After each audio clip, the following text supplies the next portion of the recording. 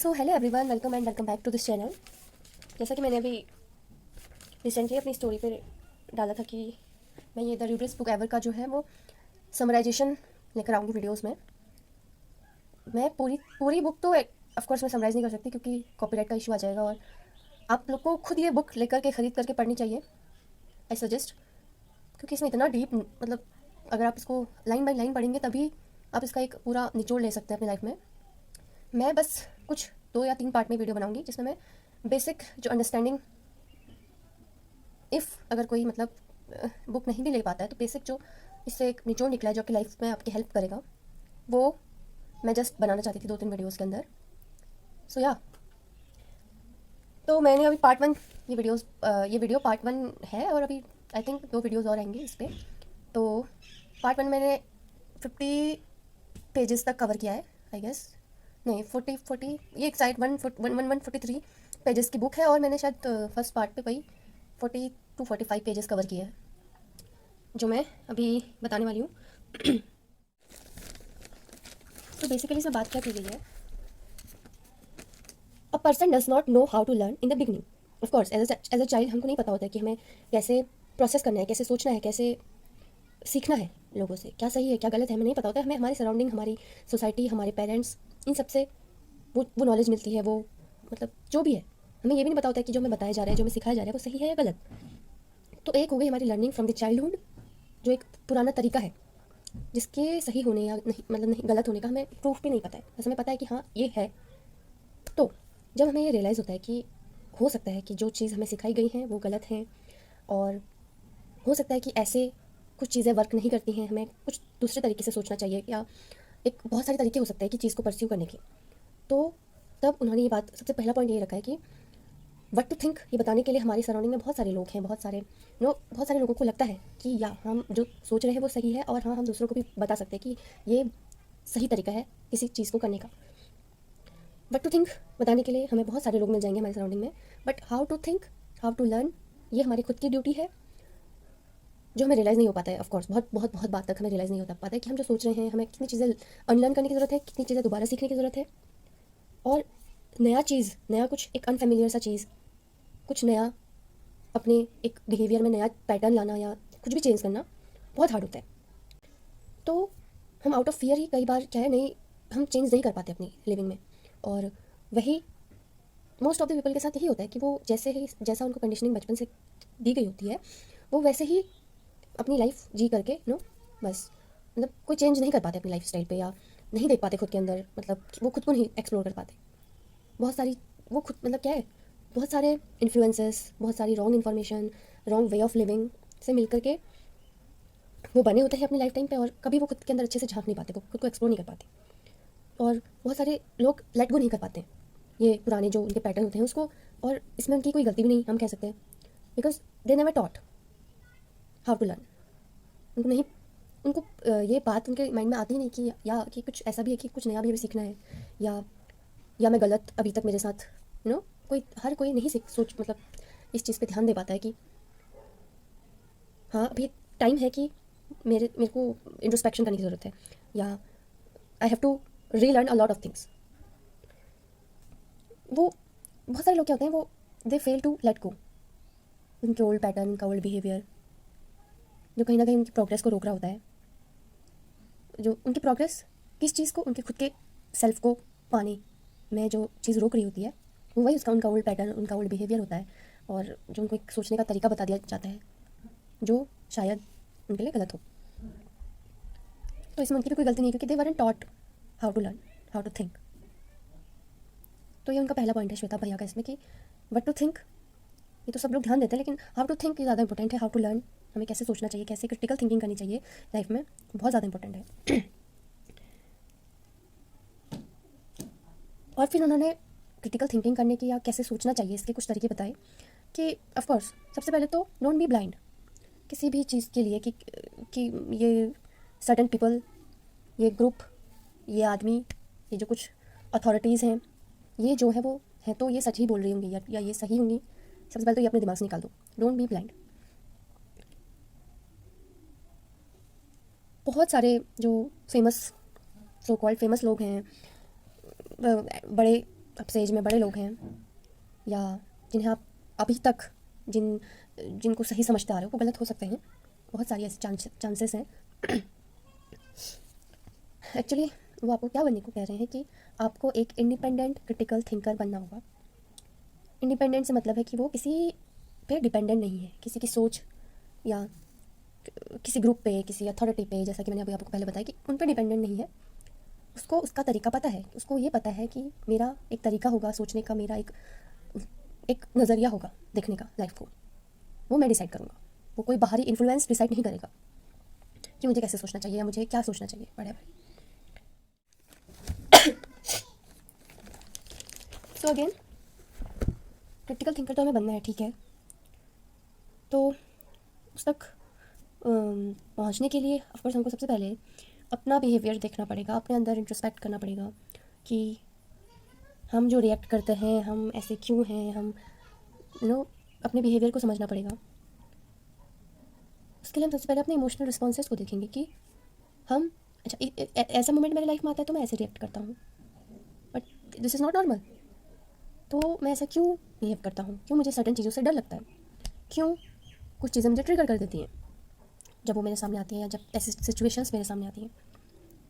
तो एक इंटरप्रिटेशन हमको बनाना पड़ेगा अपनी एक्सपीरियंसेस का, अपनी इमोशनल रिस्पॉन्सेस का, जो जा करके हमको अपना हमें फाइनली अपना पैटर्न जो है वो समझने में थोड़ी हेल्प होगी इस चीज़ से। मेनली जो चिल्ड्रन होते हैं, छोटे बच्चे, वो होते हैं इमोशनली अनडेवलप्ड। तो उनके बहुत ज़्यादा चांसेस होते हैं कि उनको एक शेप दिया जा सके कि हाँ, वहीं पे जो है वो बचपन से ही एक कंडीशनिंग ऐसी की जाती है कि बाद में उनके बड़े होने पर फिर वो एक परमानेंट चेंज उनकी बिहेवियर में, उनकी जो भी वो एक्सपीरियंस करते हैं उसमें एक परमानेंट चेंज बन जाता है। जो भी उनका स्ट्रेस उनके बचपन में क्रिएट हुआ होता है उनकी लाइफ में, बहुत छोटी छोटी चीज़ें जो होती हैं वो बहुत अफेक्ट करती हैं एक छोटे बच्चे को, जो कि फिर एक अनहील्ड एडल्ट बनता है बड़े होकर के। सो ओवरऑल प्लीज़ ध्यान रखिए कि हमें बहुत ज़्यादा ज़रूरत है बहुत सारी चीज़ें अनलर्न करने की, बहुत सारी चीज़ें दोबारा से सीखने की। तो हाँ, ये एक था पॉइंट, बहुत इंपॉर्टेंट पॉइंट था इस बुक का। फिर वो बात करते हैं रोल ऑफ पेरेंटिंग। पेरेंटिंग एक इतना बहुत इसको नेगलेक्ट किया जाता है, इसको सीरियसली नहीं लिया जाता है, जबकि एक इतना इम्पोर्टेंट, इतना जिम्मेदारी भरा काम है कि हम लोग बहुत अनअवेयर होकर के इस रोल को निभाने के लिए चले जाते हैं विदाउट इवन रियलाइजिंग कि उसके लिए हमें पहले कितना ही मेंटली प्रिपेयर होना पड़ेगा। बहुत सारे पेरेंट्स को तो ये भी नहीं पता होता कि दे आर मेंटली प्रिपेयर और नॉट, मतलब कि वो रेडी भी हैं क्या एक पेरेंट बनने के लिए। बहुत सारे केसेस में मैंने बहुत सारे अपने आसपास चीज़ें देखी हैं और मैंने यही एक कंक्लूज़न निकाला है कि बच्चे पैदा होते हैं, बहुत सारे केसेस में क्या होता है कि लोग अपनी मैरिजेज़ को बचाने के लिए आपसी झगड़ों से थोड़ी उनको रिलीफ मिले, जब उनकी आपस में नहीं मतलब बैठती तो वो दे प्लान अ बेबी। बहुत सारे लोग एक बच्चा पैदा करते हैं ताकि उनकी शादी बच सके, ताकि उनको एक नया पर्पज़ मिल सके लाइफ में, मतलब कि एक सेल्फिश रीज़न से, कि ये ध्यान में रखते कि they are bringing a life into this world और that person is going to grow and contribute in so many ways to this world. ये चीज़ तो खैर बहुत ही दूर की सोचना, मतलब प्लीज़, पेरेंटिंग एक बहुत ही इंपॉर्टेंट रोल है, बहुत ही जिम्मेदारी भरा काम है। इसके लिए आपको एक बेबी प्लान करने से पहले आपको 1000 बार सोचना चाहिए कि आप एक पेरेंट बनने के अभी लायक हैं या नहीं, आपको क्या क्या चीज़ें सीखनी चाहिए, चाइल्ड बिहेवियर के बारे में क्या क्या सीखना चाहिए, चाइल्ड साइकोलॉजी के बारे में क्या क्या सीखना चाहिए। बहुत सारी चीज़ें हैं जिनको एकदम से मैच्योर आप उन चीज़ों में हो जाएं, तब आप डिसाइड करें कि आप बेबी प्लान करना है, क्या आप अच्छे से उसका पेरेंटिंग कर सकते हैं या नहीं। तो हाँ, ये चीज़ बहुत नेगलेक्ट की जाती है आज सोसाइटी में। फिर है एक नेक्स्ट पॉइंट कि age does not mean intelligence, और मैं इसमें बहुत हद तक अग्री करती हूँ। मैंने ऐसे बहुत सारे लोग देखे हैं कि भले ही वो एज में बहुत ही ओल्ड एज में भी है, लेकिन नहीं, वो मैच्योर नहीं है, वो इमोशनली मैच्योर नहीं है, जो सबसे ज़्यादा इंपॉर्टेंट है। बहुत सारे ऐसा कोई एजिंग का ऐसा कोई प्रोसेस ऐसा नहीं है कि वो उनका इंटेलेक्चुअल कैपेसिटी भी डेवलप कर देगा, नहीं होता ऐसा। वो तो आपको सेल्फ वर्क करके अपने अंदर की खामियां देख करके फिर आप अपने अंदर चेंजेस करेंगे। बहुत सारी चीज़ें आपको सीखनी होती हैं, अनलर्न करनी पड़ती हैं, दोबारा से सीखनी होती हैं। बहुत हार्ड है, सेल्फ वर्क करना बहुत हार्ड है, ये हर कोई नहीं करता है। इसीलिए वो बहुत एज के होते हैं, भले ही बहुत सीनियर सिटीजन्स होते हैं, लेकिन फिर भी they are not mature enough, they are not, मुझे लगता ही नहीं उनको देख करके कि यार ये तो इनके अंदर तो एक बच्चा है। सीरियसली उनके जो एक्शंस होते हैं वो बिल्कुल भी उनकी एज की मैच्योरिटी के हिसाब से बिल्कुल ही नहीं होते हैं। तो मैंने तो ऐसे बहुत सारे लोग देखे हैं, मोस्टली मैंने ऐसे ही देखे हैं एक्चुअली। मैंने ऐसा कोई मैच्योर जो रियली जिसे हम एक इमोशनली मैच्योर इंसान कहें उन्हें, और मैंने बहुत सारे ऐसे कम एज के लोग भी देखे हैं जो इमोशनली बहुत मैच्योर हैं। उनका सोचने का ढंग जो है वो बहुत सारे बड़े एज के लोगों से काफ़ी अच्छा है, काफ़ी अच्छा, बहुत इंस्पायरिंग है। तो हाँ, मैं ये मानती हूँ कि age does not mean intelligence. ये आपको समझ जाना चाहिए कि हाँ आप बड़े हैं तो please behave like an adult, like an elder. तो ये वीडियो काफ़ी लंबा ना हो जाए इसके लिए, ऑफकोर्स ये कोई सब लोग देखने वाले भी नहीं है, मुझे पता है, तो चलेगा अगर ये लंबा भी हो जाए तो, बिकॉज जो देखेगा उसके लिए वो लंबा वीडियो भी आई थिंक वर्थ हो। ठीक है, नेक्स्ट वो बात करते हैं इनसिक्योरिटी की। इनसिक्योरिटी लाइफ टाइम रहती है, उसको देखना कि मैं क्यों इनसिक्योर हो रहा हूँ। बहुत सारा लैक होता है चाइल्डहुड में जो बड़े होकर के हमको इनसिक्योर बनाता है, मेरा को ये लगता है। तो फिर हम स्पेशल फील करने के लिए बहुत सारे लोगों पर डिपेंड होना शुरू कर देते हैं। हमको ये रियलाइज़ नहीं होता कि हम क्यों इतना सीख कर रहे हैं वैलिडेशन लोगों से टू फील स्पेशल, कि हाँ हम कुछ हैं। शायद कुछ केसेस में ऐसा हो कि उनके पेरेंट्स से वो लाइफ टाइम अप्रूवल सीख करते रहे हों कि हाँ, कि अगर उनको ठीक लगा तो हाँ ये सही है, नहीं तो अदरवाइज़ मैं गलत हूँ या मुझ में कुछ कमी है। तो यही जो पैटर्न होता है बचपन से, वो बड़े होकर के इंसान के अंदर इनसिक्योरिटी लाता है। वो खुद में कंप्लीट फील नहीं कर पाते हैं, उनको लोगों की वैलिडेशन की ज़रूरत होती है, लोगों की अप्रूवल की ज़रूरत होती है कि हाँ अगर इन्होंने बोला तो हाँ तब ठीक है, अदरवाइज़ नहीं। ये एक बहुत ही डेंजरस पैटर्न है, बहुत ही ऑफकोर्स किसी पर डिपेंड होना, किसी और के एक्शन के हिसाब से आप अपने लाइफ में चेंजेस कर रहे हो, अपने मूड में चेंजेस कर रहे हो, तो ये ऑफकोर्स एक डेंजरस पैटर्न है, एक डेंजरस सिचुएशन है। तो इसका मेन रीज़न क्या है? रीज़न है कि एक लिमिटेड अंडरस्टैंडिंग है आपकी अपने लिए। आप नहीं जानते खुद को, आप अपनी इच्छाओं को नहीं जानते, आप क्या चाहते हैं, आप क्या है, आप जो प्रिटेंड कर रहे हैं और आप क्या असल में है, इसमें क्या फ़र्क है, आप नहीं जानते। बहुत सारी चीज़ें ना हम बहुत बार प्रिटेंड करते हैं लाइकेबल, सो कॉल्ड लाइकेबल बनने के लिए समाज में। बहुत सारी चीज़ें हम कॉपी करते हैं जो पॉपुलर होती हैं, जो सबको पसंद आ रही है, लेट अस कॉपी इट। सो हम बहुत सारी पॉपुलर चीज़ों को कॉपी करना स्टार्ट कर देते हैं। अपने जो रियल इमोशंस हैं ना वो बहुत हम दबा देते हैं, हम कभी उनको सरफेस पे ही नहीं आने देते, हम फील ही नहीं करना चाहते ना उनको, क्योंकि हम अपने तरीके के से ज़िंदगी मतलब अपने अंदर झांक करके अपने को देखने के, क्योंकि हम अपने तरीके से लाइफ नहीं जी रहे होते, हम दूसरों के डिमांड के हिसाब से लाइफ जी रहे होते हैं कि हाँ मुझे लाइकेबल बनना है, मुझे टू फिट इन कुछ ग्रुप में, और to feel special, to seek validation. Most of the time अपनी लाइफ में हम यही सब चेज़ करने में लगे रहते हैं। तो कहाँ से इंसान जो रियल जो खुशी होती है, जो खुद के साथ होती है, खुद को जानने में होती है, खुद को एक्सेप्ट करने के बाद होती है, वो नहीं मिल पाती। और सबसे बड़ा क्या होता है कि बहुत हम पीपल प्लीजिंग जब करना स्टार्ट कर देते हैं तो हमारे लिए किसी को नो कहना ना बहुत मुश्किल हो जाता है। बहुत ऐसा लगता है कि इसका मतलब बहुत फियर कि यार क्या हो जाएगा अगर हम ना कह देंगे, तो ऐसा लगेगा इसका तो बहुत ही इफेक्ट पड़ेगा। मतलब कि वो इफेक्ट क्या, एक फियर है कि हम एक्सपोज हो जाएंगे किसी के सामने कि मैं तो कुछ प्रिटेंड कर रहा था लेकिन मैं असल में नहीं चाहता हूँ कि ये हो, लेकिन अगर मैं ना कहूँगा तो मैं एक्सपोज हो जाऊँगा, या मेरा जो मैं प्रिटेंड कर रहा हूँ वो एक्सपोज हो जाएगा, डिसअपॉइंट हो जाएंगे लोग, सामने वाला डिसअपॉइंट हो जाएगा। बहुत सारा सेल्फ वर्क इसमें चाहिए होता है, ये चीज़ पॉइंट करने के लिए, ये चीज़ यू नो देखने के लिए कि हाँ ऐसा हो रहा है। पहले तो अपने दिमाग में वो चीज़ आई तो सही कि हाँ ये बहुत गड़बड़ है बहुत टाइम से। तो ये है, बहुत सारे सेल्फ वर्क करने की ज़रूरत है। फिर 2-3 सेल्फ के बारे में इन्होंने बताया है। एक होता है वेल रेगुलेटेड सेल्फ, एक होता है ट्रैप्ड सेल्फ, और एक होता है free self. Well regulated self क्या है? जब आपका अपने साथ एक बहुत ही स्ट्रॉन्ग बॉन्ड है, आप ये वैलिडेशन सीख करना या ये जो भी अभी मैंने पहले बात करी, इन सब से ऊपर जा चुके हो, आप खुद को जान चुके हो या जानने के प्रोसेस में हो, तो फिर आपको कुछ और ध्यान नहीं आता, फिर उसी पथ पर आपको चलना होता है कि हाँ मुझे जानना है कि मैं सच में क्या हूँ, मेरा सोल पर्पस क्या है, और मैं मेरे को क्या चेंजेस करने की ज़रूरत है कि मैं अपने ट्रू सेल्फ को पा सकूँ। तो ये एक वेल रेगुलेटेड सेल्फ है। जब आपका अपने साथ एक स्ट्रॉन्ग बॉन्ड होता है, फिर आप दूसरों से वैलिडेशन सीख नहीं करते हो या दूसरों से आपको इतना इफेक्ट नहीं होता है। फिर ऑफ कोर्स ट्रैप्ड सेल्फ, जो आज के टाइम पे मोस्ट ऑफ द पीपल हम जो हैं वो वही हैं, ट्रैप्ड सेल्फ में है, जहाँ हम दूसरों से इतना इफेक्ट हो रहे हैं तो फिर खुद के बारे में सोचना तो फिर हम कहाँ ही सोचेंगे। फिर एक होता है फ्री सेल्फ। फिर ये एक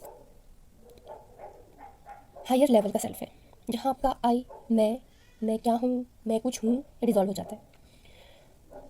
जो हमारा सोल पर्पस है, मेन पर्पस है सोल का, कि मैं ख़त्म हो जाए, अहंकार ख़त्म हो जाए, फोकस इज़ डायरेक्टली इनवर्ड्स। आपका पूरा फोकस जो है वो पूरी तरीके से आत्म के ऊपर है। Freedom from something does not mean never having it again, it means being free from its control. Finally freedom की बहुत ही सुंदर परिभाषा यहाँ पर दी है कि फ्रीडम का मतलब ये बिल्कुल भी नहीं है कि आप ये भी ये है कि फ्रीडम मतलब कि सबसे दूर हो जाए या कोई कांटेक्ट ना हो या आप सबसे पीछा छुड़ा लें, फ्री हो जाएं, चिड़िया की तरह आसमान में उड़ने लगे। ये नहीं, वो चीज़ है, फिजिकली प्रेजेंट है, लेकिन आपको मेंटली अफेक्ट नहीं करती। वो चीज़ वो है, लेकिन वो आपको कहीं से भी आपके मन, आपके विश्वास को, आपके गोल से आपको हिला नहीं सकती। वो चाहे कुछ भी करे, फिर आपको इफेक्ट नहीं होता है। मतलब एक पॉइंट पर आप डिटैच हो जाते हो उस चीज़ से, मेंटली कट हो जाते हैं।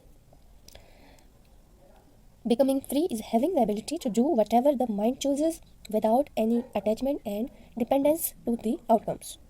ये मेरे को बहुत ही मतलब मैं इसको फॉलो करती हूँ कि आप जो करना चाहते हैं वो करिए और उसके जो आउटकम्स हैं उसके बारे में ना सोचें और उनके साथ अटैच ना हो। आप सबसे पहली बात कि आप अटैच हो गए तो फिर वो डिटैचमेंट के साथ वो काम नहीं हो पाता है कि आप फिर उसके आउटकम से भी आपको फ़र्क पड़ेगा। आप अगर आप उससे अटैच हो गए तो फिर वो एक फ्रीडम वाली चीज़ तो यहाँ है ही नहीं, फिर आप उससे अटैच हो गए, उस चीज़ ने आपको फिर से पकड़ लिया है। तो फ्री होने का मतलब ये है कि आप कुछ भी करें, जो आपका दिल का है वो करें, काम करें, मतलब without any fear of judgement या लोगों को इम्प्रेस करने का तो फिर कोई सवाल ही नहीं होता है। किसी लोगों के हिसाब से आप कुछ कर ही नहीं रहे हो ना, फिर आप अपने लिए कर रहे हो वो काम और आप उससे अटैच नहीं हो, आपको ना उसके आउटकम से कोई फ़र्क पड़ता है, बस आप अपनी इच्छा के लिए वो काम कर रहे हो जस्ट।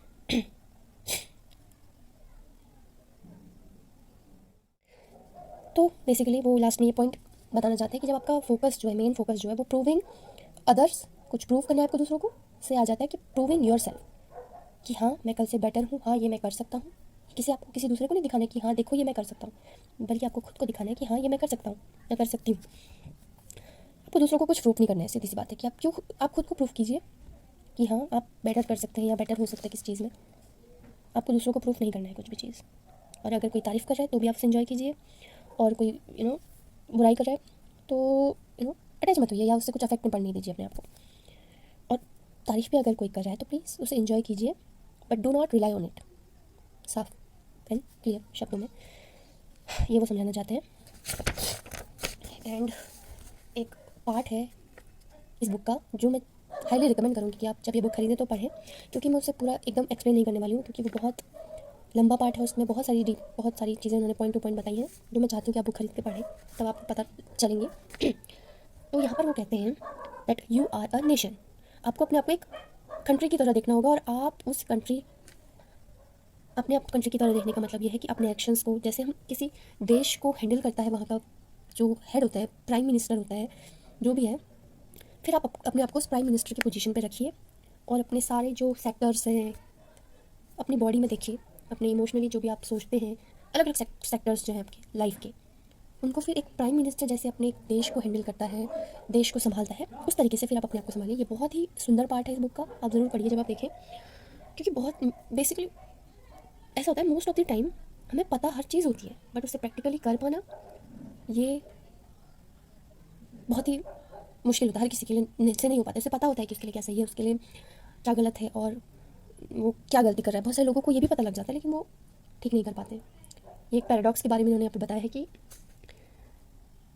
हमें पता तो सब कुछ होता है, बट हम उसे लागू नहीं कर पाते अपनी लाइफ में, या प्रैक्टिकली कुछ नहीं कर पाते।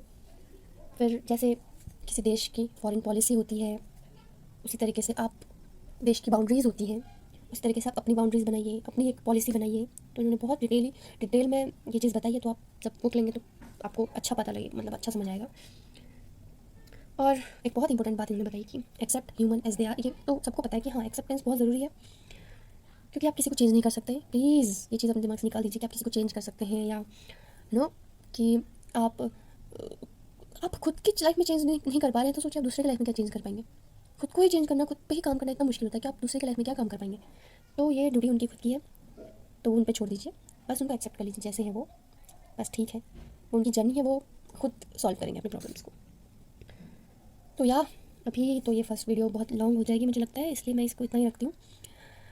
ये बहुत ही सुंदर किताब है, श्वेता भैया को मैं बहुत टाइम से फॉलो करती हूँ और बहुत हेल्प की इन्होंने मुझे अवेयर, खुद के लिए सेल्फ अवेयर बनाने में। तो हाँ, you should follow him on his YouTube. ये बहुत सारे पर्सपेक्टिव वीडियोस भी डालते हैं, तो आप देख सकते हैं। और ये बुक ज़रूर पढ़िए, बहुत ऐसा नहीं कि बहुत महंगी है वो बुक, सस्ती सी बुक है। मैं इसका डिस्क्रिप्शन पर लिंक पे डालूंगी, तो आप वहाँ से भी परचेज़ कर सकते हैं। तो हाँ, that's it for today. See you in the next one, जब मैं इसका पार्ट 2 लेके आऊँगी। हाँ, तो मतलब ऐसा नहीं कि मैंने बहुत सारी चीज़ बहुत कुछ छोड़ा है, लेकिन मैंने बेसिकली जो मेन पॉइंट है वो कवर कर दिए हैं। या ठीक है, बाय बाय गाइस। मुझे पता है कि बहुत सारे लोग इसको नहीं देखेंगे, ऐसा नहीं है कि इसको बहुत ऑडियंस मिले, लेकिन हाँ, जो दुख के दिखते लोग हैं, और एक मैं तो ये चाहती हूँ कि 1% भी अगर कुछ चेंज हो जाए मेरे थ्रू इस सोसाइटी में, that will be enough for me. Bye, see you in the next one.